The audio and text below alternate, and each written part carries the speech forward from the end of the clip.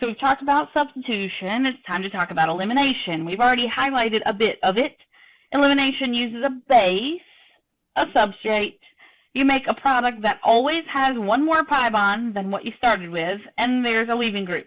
In all of the chapter we're currently working through, the substrate is an alkyl halide. That alkyl halide, the leaving group is obviously going to be a halogen, a halide. The base could be a strong base or a weak base, and we'll have to know the difference, but we'll get into that in a moment. There are various names to talk about elimination reactions. Dehydrohalogenation, losing a hydrogen and a halogen off of the compound. Dehydrohalogenation, losing those two things. Yep. Beta elimination, give me 1 second to number some stuff and label some stuff. 1,2 elimination, yeah. The carbon that has the leaving group on it is considered the alpha carbon. The carbon next door to alpha is beta, and beta is where you always lose your hydrogen, and the alpha comes, and the halogen comes off of the alpha carbon. So it's called beta elimination because it's telling you that's where the hydrogen is coming from, the beta carbon. It's called 1,2 elimination because it's happening on neighboring carbons. 1, 2. Yeah. There are two main mechanisms, E1 and E2. Maybe you could guess that. I know I've mentioned them before. But E1 and E2, just like SN1 and SN2, they compete with each other a bit, but the two paths compete with each other as well, meaning SN2 and E2 compete, and SN1 and E1 compete. Instead of drawing arrows on this reaction here, let's move along to this reaction, which is the same one, actually. This reaction is going to do an E2. If we analyze what we've got a tertiary alkyl halide, a base that's not only anionic, it's a strong base. We will talk about strong bases and weak bases in a minute. Give me a second. But we've got a base that's a strong base.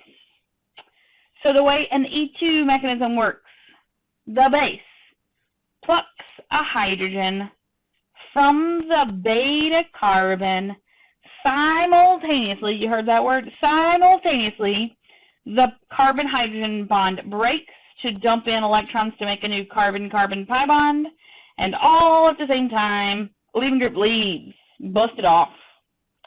The reaction is concerted. It happened in one step. Everything all together, one step. It's concerted. Sometimes when a reaction is concerted, we go through and draw a transition state. That shows me the bonds that are being made and the bonds that are being broken with ... So this stuff stayed all along, but hydroxide started making a bond to hydrogen, which started breaking its bond to carbon, which started making a new carbon-carbon double, which started letting go of a bromide. There's a partial negative on the oxygen, partial negative on the bromine, partial positive on the carbon where the bromine is leaving, kind of a partial negative on the other carbon. Yeah. There's a lot of partial charges you could draw on this guy, but we'll leave it with the ones we've shown here. It's important that you know that the transition state has alkene character. Why? Why is that so important? Alkenes, can they rotate? Not so much. Because they cannot rotate, that alkene character of your transition state has some stereochemistry effects. Yeah. We're going to get into the nitty-gritty. Give me a minute, but not just yet. Okay, let's explain these. It has second-order kinetics. That means the rate law would have two things in it. We're going to say the rate of this reaction could be defined as, the rate law of this reaction, could be defined as rate equals K times hydroxide, in this example, times this thing. That's our substrate, and that's our base. Remember, why do we call this a base instead of a nucleophile? Because it's reacting as a Bronsted base and plucking a hydrogen rather than reacting with a carbon. It's a Bronsted base. Okay. Competes with SN2. We actually already said that. Deuterium kinetic isotope effect. that is a little bit difficult to describe, but let's give it a shot.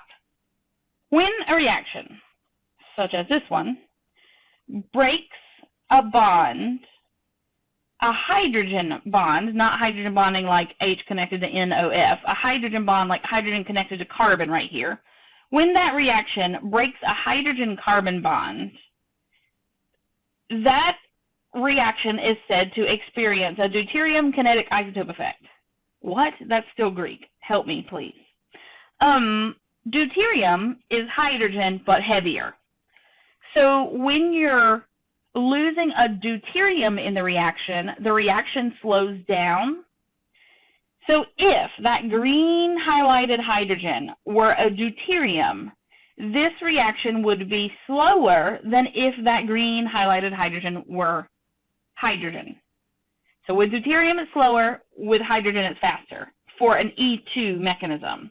If you did an SN1 reaction like that, replace all the hydrogens with deuteriums, the SN1 reaction does not get any faster, does not get any slower. The SN1 reaction stays the same as always. An SN2 reaction, same. Replace the hydrogen with deuteriums, the reaction does not speed up, the reaction does not slow down, the kinetics do not change. This reaction, because you are breaking a hydrogen bond in the rate determining step, note it's a concerted reaction, so there's only one step. In the rate determining step, we're breaking a carbon-hydrogen bond. That means that if you replace all the hydrogens with deuteriums, the reaction gets slower. That phenomenon is called the deuterium kinetic isotope effect. Yeah, it's a real thing. It's one of the things people use to help study mechanisms and verify. I think this might be what's happening in this reaction here.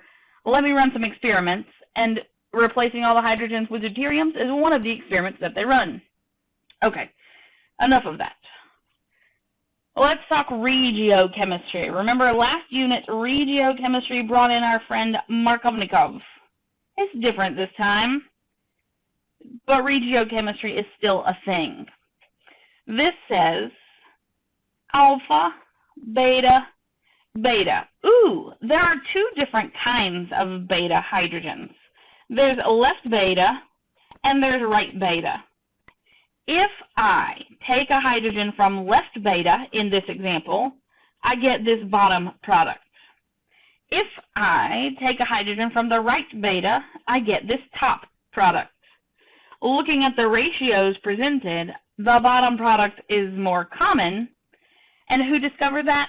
Zaitsev discovered that. Zaitsev's rule says you take a hydrogen from the beta carbon with the fewest hydrogens, and that makes the more substituted alkene, which is often the more stable alkene.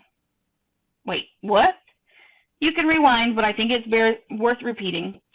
Zaitsev's rule says you make the major product when you take a hydrogen from the beta with the fewest hydrogens. Yeah? The reason Zaitsev said that is because I make a more substituted alkene when I take from the beta with the fewest. So this and this match up. This is a di-substituted alkene. This is a mono-substituted alkene. And remember, alkene stability, more substitutions, more stable. So Zaitsev's rule is like Markovnikov's rule, but it's a little bit different. When we were doing HBr to an alkene, it pretty much did Markovnikov every time, unless there were other factors like induction and stuff. Zaitsev's rule is a little bit different. Zaitsev's rule does have some frequent exceptions. It depends on the kind of base that you add. Hold on. It depends on the kind of halogen you're eliminating. Alkyl fluorides give you anti-Zaitsev elimination. It depends on whether you could make a more stable system otherwise, like something that's conjugated. Yeah, okay. Let's draw a quick mechanism. I think it's worth it. Let's do that. So I'm going to take alpha, beta, beta. When I have sodium methoxide and methanol in solution, who's the better base? Naomi is a much better base than Homie. So we're going to take Naomi's electrons, give them to a hydrogen, dump electrons in to make a carbon-carbon double, and kick out that leaving group. What I just drew is to make that product. That's taking a hydrogen from the beta with the fewest hydrogens. I'm going to redraw that same product. A little Naomi down here. Naomi is ionic. Ionic things are always stronger bases than their neutral counterparts. So Naomi takes a hydrogen from the beta carbon, dumps in electrons simultaneously, concerted, we make that thing. The blue product is called the Zaitsev product. The purple product is called the anti-Zaitsev product. This alkyl halide is a simple alkyl halide, so that's why we would predict the Zaitsev as the major. Okay, we're spinning our wheels a little bit here. Zaitsev is the major, but anti-Zaitsev also forms. That differentiates Markovnikov a bit. When HBr did Markovnikov, it did Markovnikov only. We did not see any small percentages anti-Markovnikov. When we have an alkyl halide that's going to do elimination, even if it makes Zaitsev as the major, we will have small portions of the anti-Zaitsev product or products also observed. Okay, before we click, there's one more thing we got to say. This says terribly bulky bases are exceptions to the Zaitsev rule. Kotbu, K-O-T-B-U down here, Kotbu, is an example of a terribly bulky base. Kotbu is potassium tert-butoxide.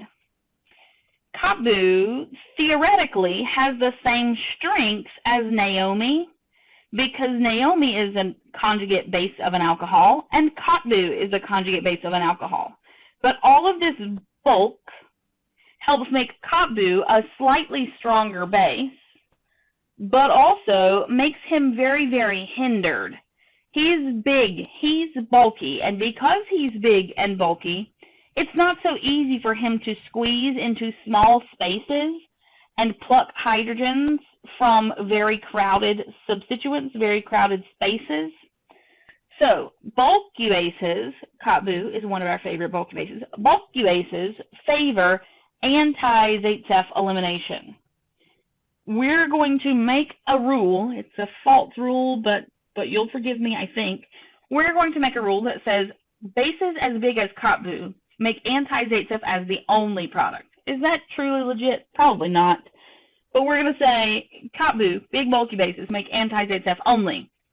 Small bases like Naomi, she makes Zaitsev and anti-Zaitsev, both of them. Okay, I'm done. For real. Okay. I said a couple of slides ago, the transition state has alkene character, and that has impacts on the stereochemistry. Yeah. What kind of impact does that have on the stereochemistry? Elimination must happen when the H and the leaving group are anti, as in anti-periplanar. I probably should put that word on there too. Anti-periplanar. Remember our old friend Newman? Things were anti-periplanar when they were up and down or across 180 degrees from each other, one on the front carbon, one on the back carbon. Yep. In order for us to do elimination, that alignment must be the case, so that when that pi bond starts to form across that middle bond there,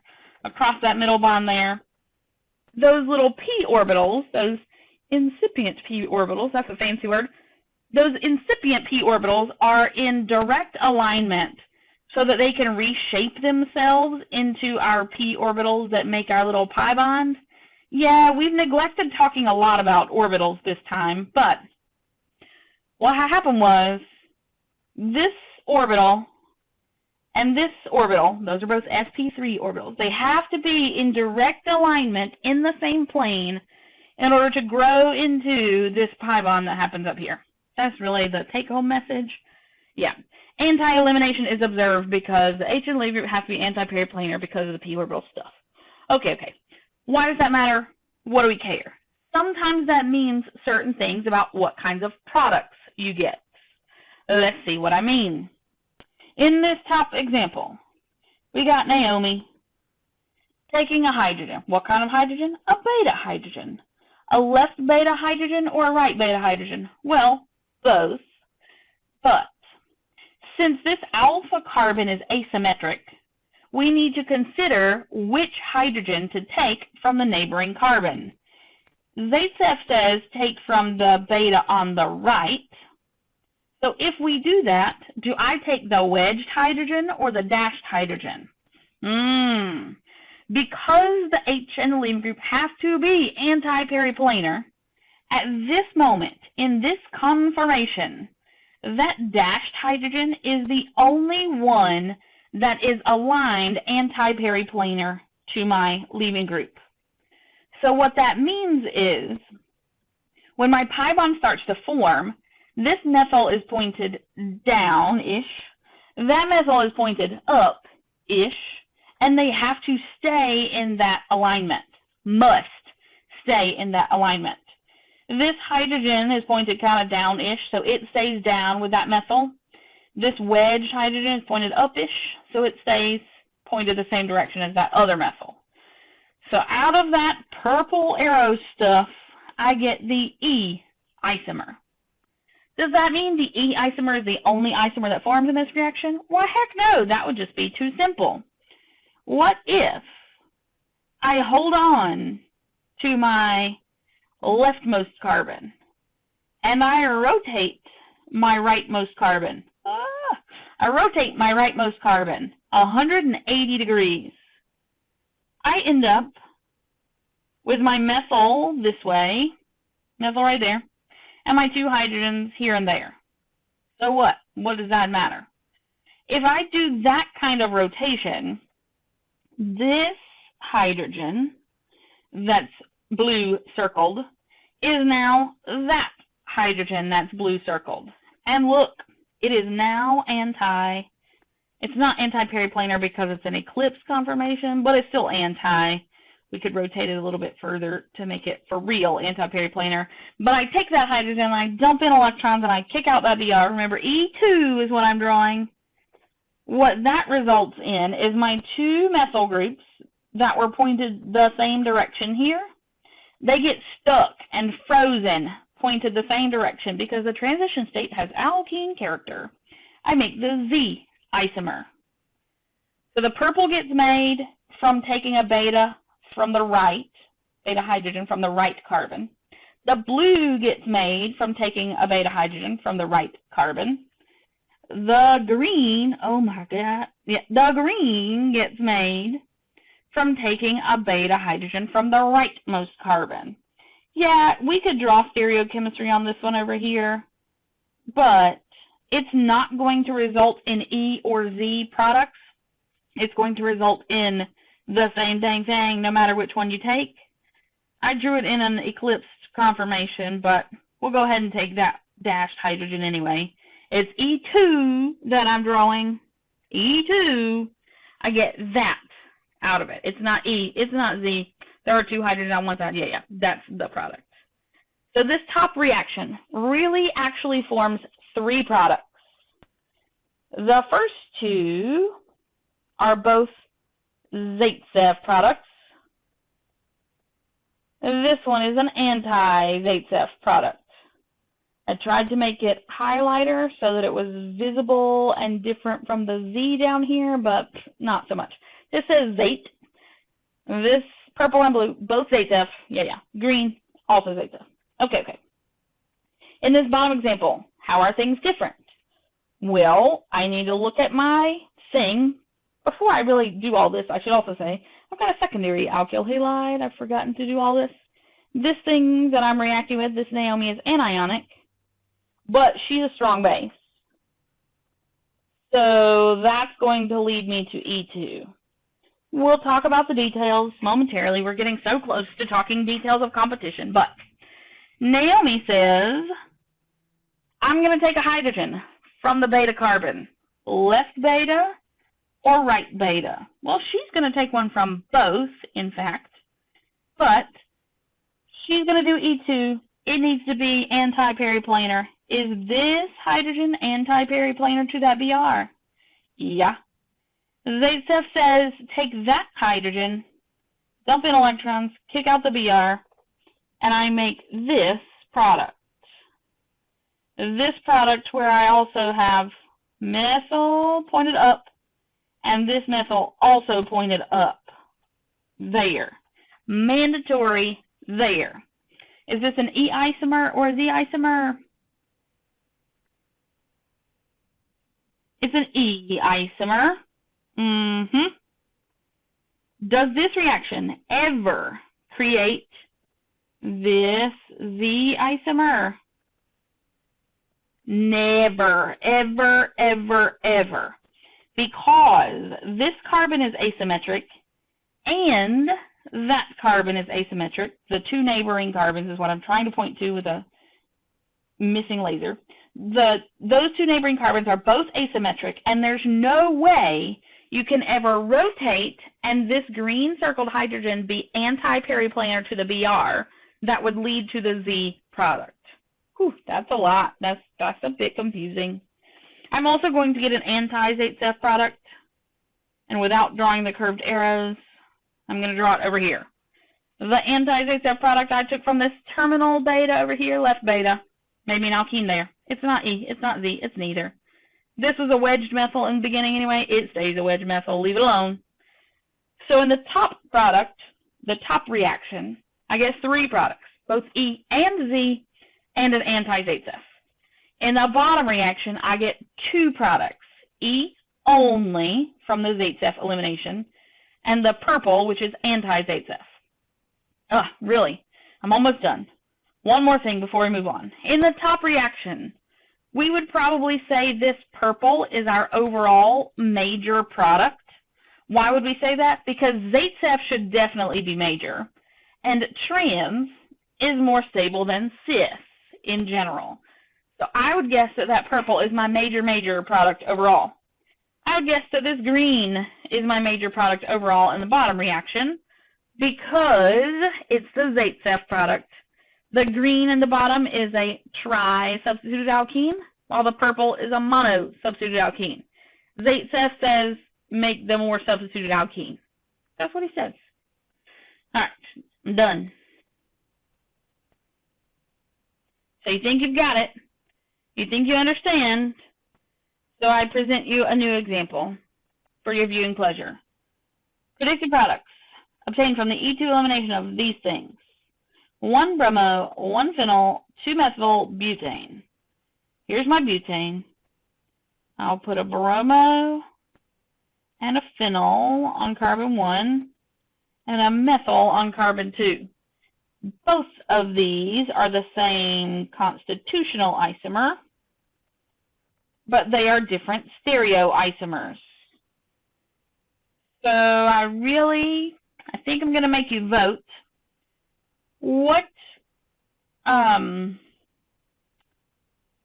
of symbol, dash or wedge, do I need on the methyl in order to make this an R stereocenter? I need this to be R. I need that to be S. What kind of symbol do I need on the bromine? What kind of symbol do I need on the R, on the methyl? Same answer down here. I think you need to respond to all of these. So I'll give you a moment.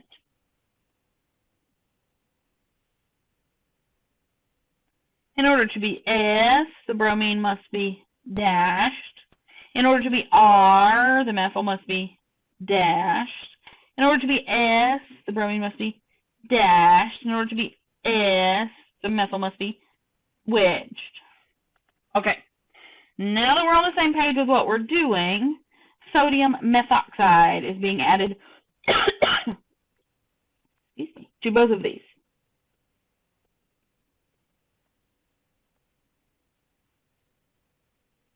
If we go through the analysis, both of them are secondary alkyl halides. An anionic thing that happens to be a strong base is being added. We're going to do E2 in both of them. Yes, I know the title told me so already, but there's a point. There's a method to my madness, I promise. Okay, so I've got an alpha and a beta, beta, alpha, beta, beta. Am I going to take from left beta or right beta? That's a trick question. Did you fall for it? I only have one beta hydrogen overall, period.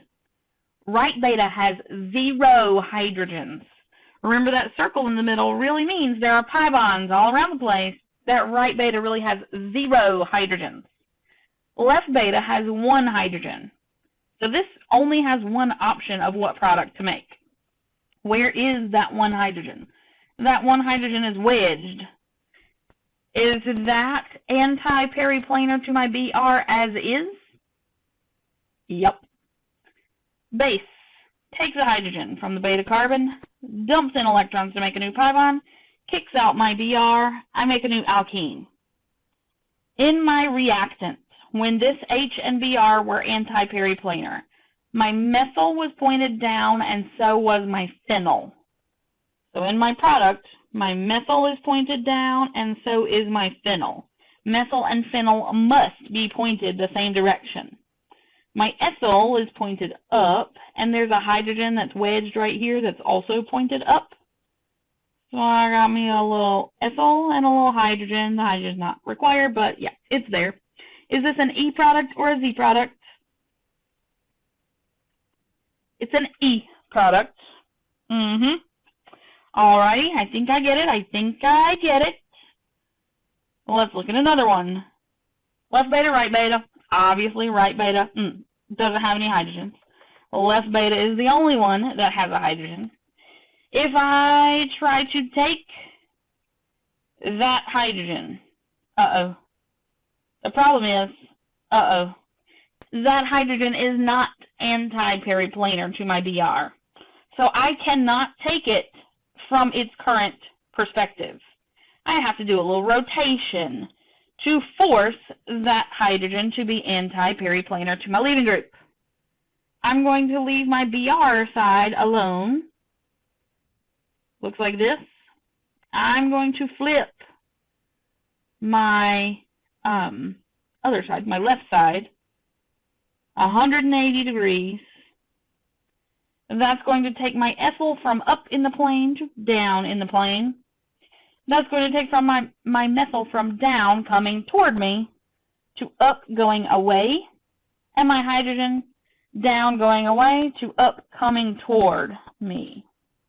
Yep, I did a rotation around that central bond, rotated my left carbon. Ooh, this stuff's a mess. I'm taking a hydrogen, a beta hydrogen that is now, after rotating, anti-periplanar to my BR, folding in electrons, kicking out my BR, and I'm making a new pi bond. That new pi bond, mandatory, has the benzene and the ethyl pointed the same direction. Mandatory has the benzene and the ethyl pointed the same direction. The methyl up here and the hydrogen that's also wedged pointed the same direction. Is this an E isomer or a Z isomer? This is a Z isomer. If you didn't catch on, this is a fabulous example of how stereochemistry of the reactant dictates stereochemistry of your product. E2 mandates that the hydrogen leaving group be anti-periplanar, which sometimes yields only one product. The top reaction never, ever, ever makes a Z isomer. The bottom reaction never, ever, ever makes the E isomer. It's kind of a big deal. In that super confusing week of stereochemistry madness, we did not only talk about Newman projections, we also talked about chair structures.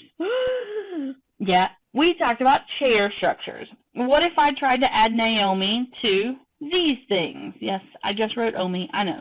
What if I tried to add Naomi to these guys? First question, where am I going to take a hydrogen from? Alpha carbon, the one with a halogen, beta carbons, the ones next door. This top carbon, this top example, has a hydrogen here on that beta, and 2 hydrogens here on the bottom beta. Zaitsev would say, take a beta from the armpit. Is that armpit hydrogen anti-periplanar to my BR? It is. So I can at least theoretically draw a product that looks like this. Note, this is now an sp2 carbon, so the wedge that was defining that methyl is no longer needed because that's now an sp2 carbon, so I made that product. All right, okay. What if I took from the bottom beta, I've got to take the dashed one in order to be considered anti-periplanar. It would definitely make this product also from taking the bottom. Okay, cool. This is easy enough. Why did you start talking about chairs? Oh, wait, just wait.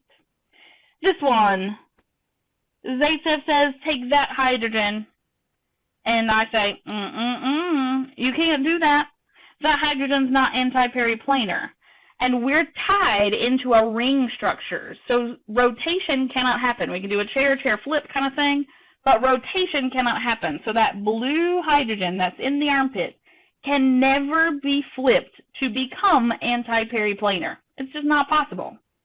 So the only option here is to take one of these bottom anti-Zaitsev hydrogens. Well, let's take the wedged one, because that's how we're going to get anti-Zaitsev. That's how we're going to get anti-periplanar alignment with our leaving group. Okay, so the top one makes two products. This one's the major. The bottom one only makes one product, period, because the hydrogen that is the, quote, Zaitsev hydrogen is not anti-periplanar, and there's no way you can flip it to become anti-periplanar. All right, so we can draw the reactions, we can draw the products of both of these without considering chair structures.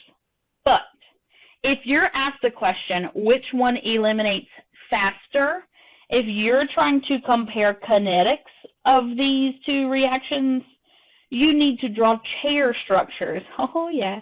You need to draw chair structures in order to properly answer which one eliminates faster. Some students say this top one makes two products, so obviously it goes faster. It doesn't quite work like that. Let me clear this so we can draw some chairs. Oh, boy. I'm going to take on my same perspective that I always do, not because it's the right way or the only way, but because it's how I've taught it, and it's the easiest way for you to try to follow along and make sure that you're doing the right things. This methyl should be up on a carbon that's on my left away from my face. Up on that carbon is equatorial. The bromine or next door to the right should also be up. Up on that carbon is axial. Chair and chair flip. I can do this. I've practiced these recently. Yeah, right. Methyl up equatorial flips to up axial. Bromine up axial flips to up equatorial. Yeah. So those are my two chair structures. We're not talking about stability of them just yet. Those are my two chair structures of that top molecule. Should we throw it back real far? Real far? What if, oh man, what if I looked at this thing from that left side and drew that in a Newman projection? If I drew that thing in a Newman projection, you've practiced this, haven't you? If I drew that thing in a Newman projection, this carbon is the one that's pointed up in the middle.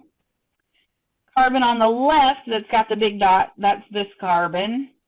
CH3 is equatorial right there. Bromine is axial on the back carbon. And everybody else is hydrogens. So what have I been ranting about over here? The hydrogen in the leaving group must be, the hydrogen in the leaving group must be anti-periplanar. When that bromine is axial, this hydrogen down at the bottom, this big blobby yellow one now, that hydrogen is anti-periplanar to the BR. All right, bear with me. Just a wee bit more pain. If I do a chair flip of my Newman, or I could look at it the same as in looking at this to draw a new Newman. Depends on how you want to view it. Here's my template. My methyl is now axial up, my bromine equatorial up, and everybody else is hydrogens. So in this perspective, my Br is anti-periplanar to carbon. My Br is anti-periplanar to carbon. When the halogen, when the leaving group is equatorial, it is always going to be anti to a ring carbon. So, let's see if we can get to a point here. In order to eliminate, the hydrogen in the leaving group must be anti-periplanar. In a cyclohexane, that's going to require that the hydrogen and the leaving group be axial, because when the leaving group is equatorial, it's anti-periplanar to a carbon, not a hydrogen. No chance it will ever be anti-periplanar to a hydrogen when it's equatorial. The only chance it has is when it's axial. So, elimination happens from, we're going to go crazy with the highlighters. Elimination happens from this left chair structure. All right, that's the top molecule. Let's talk about the bottom molecule. Bottom molecule, I'm going to take on the same perspective from the left over there. Methyl's still up, it's equatorial. Bromine is down, it's also equatorial on that conformation. Do me a little chair flip. Bromine is down and axial back there. Methyl is up axial over there. Alrighty, we'll map our little carbons with dots. Sure, why not? Alright, elimination only happens from the perspective where the halogen is axial. So elimination only happens from that right perspective. So where are you going with this? Get to a point, please. Okay, top molecules. Which molecule is more stable of the top molecules? They're kind of equal stability because I've got one axial, one equatorial in both. Bottom molecules, which one is more stable? The left molecule, the left conformation, is more stable. All right, so remember why we went down this bird walking path talking about elimination of these guys? We were able to draw the products without considering chairs. But when having to answer the question, which isomer, which stereoisomer, eliminates faster, we had to consider chairs. The isomer that does elimination from the more stable chair goes faster. So this is the more stable chair, but elimination happens over here. I'm on the bottom molecule. My laser is supposed to be down there. On the bottom molecule, the more stable is the left chair. Elimination happens from the right chair. Disagreement, that's not great. In the top molecule, they're equally stable, and elimination happens from this left molecule that's reasonably stable. So I'm going to say that this top molecule eliminates faster. I'm going to eventually say that this top molecule eliminates faster than the bottom molecule. We're having a little glitch over here. Top molecule eliminates faster because it can eliminate from a more stable chair than the bottom molecule. You think you got it? It's your turn to do the next reaction all on your own. Good luck. Predict the products. I can't click. Oh, I got it. Predict the products of these reactions, product or products, multiple if there are multiple, and tell me which one eliminates faster. Does neomethyl chloride eliminate faster, or does methyl chloride eliminate faster? It's all you. Good luck, bro. All right, so we've talked a lot about E2, elimination, Zaid-Ceph, anti-Zaid-Ceph, regiochemistry, stereochemistry, blah, blah, blah, blah, blah. Okay. What about these things? These things are dihalides. They got two halogens. How do I know how to eliminate two halogens? Can I eliminate two halogens? We're going to call these by colors. I've got a secondary alkyl halide. Both of them are secondary alkyl halides. I've got an anionic thing. This KOH, definitely anionic. I've got a solvent that's protic, but who cares? Secondary alkyl halide, anionic thing that is furthermore a strong base. I'm going to do E2 up here. Do I eliminate blue? Ugh. Do I eliminate blue or orange beta first? Nah, it doesn't matter. We'll eliminate the middle hydrogen first, though, because Zaitsev says do that one first. And because I'm still drawing with a blue, we'll go the blue direction. So we end up here. I've drawn it like it's a Z. I've drawn it like it's an E isomer, but we'll get to the stereochemistry in a moment. Hold on. So after I eliminate the first one, then the question is, which side would Zaitsev want to eliminate next? Zaitsev would want to do the left beta next, but I say, don't do that. We're going to eliminate the right beta. Why would we eliminate the right beta? Because if we eliminate the right beta, we lead to a conjugated product. Remember our bullets back yonder that said sometimes anti-Zaitsev is favorable. This is a case where anti-Zaitsev is favorable because you lead to a conjugated product. If you had done the left beta, you would have ended up with, accumulated product. We don't like accumulated. Let's not do that. Don't make accumulated. Conjugated, much more stable than accumulated. Do that. All right, the bottom example. We've got two halogens again, alpha, beta, beta. And give me another color, green. Sure, green. Alpha, beta, beta. Because I still have a green pen right now, we've got secondary alkyl halides. We've got a nucleophile that's anionic, and furthermore is a strong base, a fiercely strong base, in fact. Let's take a beta hydrogen. Let's take a Zaitsev beta hydrogen because Zaitsev says that's how you make the major. So I take that hydrogen. That leads me to this product, this green product. Then I'm ready for my next elimination. And Zaitsev says, take from left beta, take from right beta. Zaitsev says, take right beta. And I can do that. Let's take right beta. Ooh, that's interesting. I made an alkyne out of that guy. In all those other examples, we had one halogen, we made one pi bond when we did an elimination. In this bottom example, we had two halogens in a particular orientation. Two halogens in a particular orientation, we made an alkyne. The top example, two halogens in a different orientation, we made a conjugated diene. When you've got multiple halogens, you need to eliminate them all. We should probably say excess of this base and this base. We should probably say excess of both of them. That's really official, formal, what we should do. But we can eliminate two halogens and make two pi bonds. Conjugated diene or alkyne. Depends on what we've got. All right. We really are in the home stretch. You say this whole video has been about E2, and all of a sudden she flips to E1. What? Yeah. E1. We're going to talk the least amount about E1 because E1 of an alkyl halide is the least common of the four reaction types, SN1, SN2, E1, E2. E1 of alkyl halides is the least common, so we're going to spend the least amount of time on E1.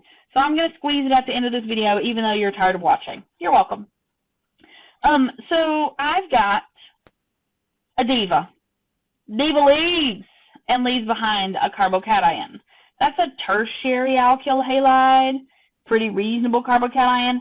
SN1 and E1 compete because both of them go through carbocations. In E1, once I have a carbocation, I do not attack with ethanol. I do not attack with water. I do not attack with whatever this thing is. If I attack, that's going to lead to a substitution product. An elimination product must take a hydrogen from a beta position in order to make an alkene. Did it matter, according to Zaitsev, if I took some of these beta, or those beta? No, it's all symmetric. There are three beta hydrogens on all of those beta carbons, so it doesn't matter. Leads to the same product. It's not E, it's not Z, it's neither. Leads to the same product regardless. This says first order kinetics observed. That means the rate law is exactly the same rate law as an SN1. It's only dependent on the substrate because you're making a carbocation.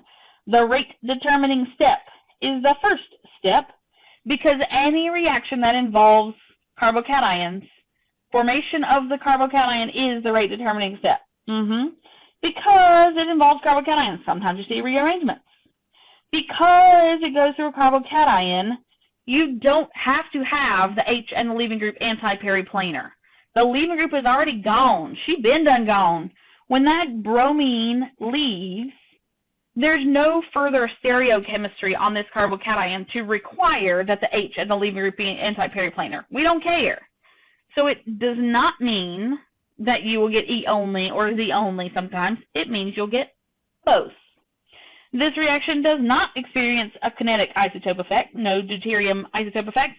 That means if I replace all my hydrogens with deuteriums, the rate of this reaction does not slow down.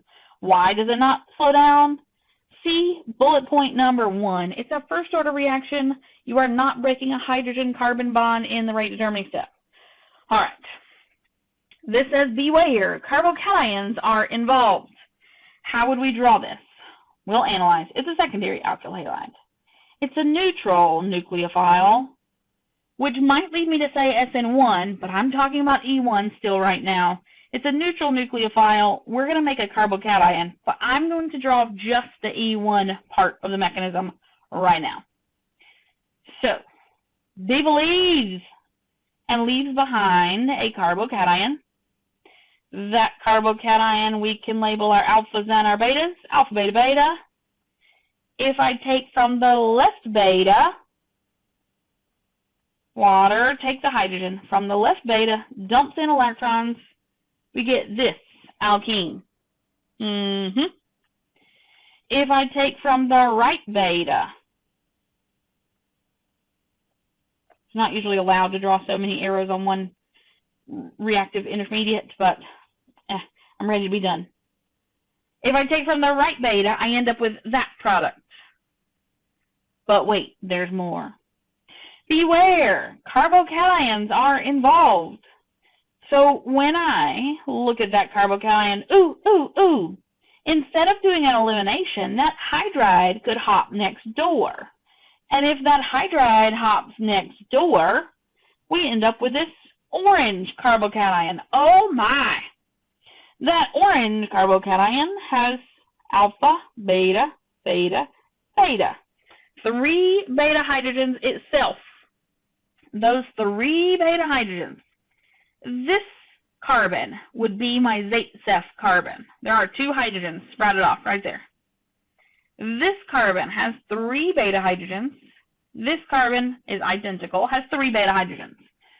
So really, truly, I should take water and take one of those beta hydrogens. But the deal is there a difference between the purple and the orange compound? No. Those are identical compounds, so I need not draw that orange one. It's not required. But water, oh my. Water can take one of those beta hydrogens and lead to this tiny squishy green product down in the corner. This reaction makes 1, 2, 3 products. No dashes or wedges needed because we're talking about sp2 carbons here. We don't have asymmetric carbons in any of them. So we got purple, we got blue, we got green. Which one is the major? That would be this first one. Number 1, it's the major because it's tri-substituted. That's the most stable. But also, we've got 2 reaction paths that create the same compound, as in the orange and the purple. So there's going to be a lot of statistical reasons why that one is major. But it's the major isomer because it's the most substituted alkene. All right, I'm really done. There's a whole lot of competition stuff between SN1, SN2, E1, E2. How do I know what does what? That's coming soon. Goodbye.